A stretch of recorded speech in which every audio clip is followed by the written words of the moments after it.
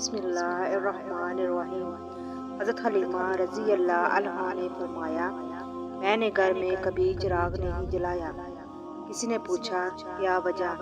انہوں نے فرمایا، محمد صلی اللہ علیہ وآلہ وسلم کے ہوتے ہوئے کسی چراغ کی کیا ضرورت؟ اللہ حضرت جابر نبی صلی اللہ علیہ وآلہ وسلم سے روایت کرتے ہیں کہ آپ صلی اللہ علیہ وآلہ وسلم نے ارشاد فرمایا، قیامت کے روز خدا کچھ لوگوں کو چونٹیوں کی شکل میں اٹھائے گا۔ لوگ انہیں اپنے قدموں سے روندیں گے۔ پوچھا جائے گا، یہ چونٹیوں کی شکل میں کون لوگ ہیں؟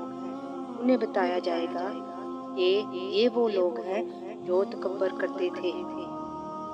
حضرت حسین نے فرمایا، عورت کا پردہ کرنا شہید کے خون سے بھی افضل ہے۔ اللہ اکبر۔ حضرت ثوبان رضی اللہ عنہ کہتے ہیں کہ بعض صحابہ نے کہا کہ کاش ہمیں یہ معلوم ہو جائے کہ سونے اور چاندی کے علاوہ اور کون سا مال بہتر ہے تاکہ ہم اسے جمع کریں۔ تو آپ صلی اللہ علیہ وآلہ وسلم نے فرمایا، اللہ کا ذکر کرنے والی زبان، شکر ادا کرنے والا دل اور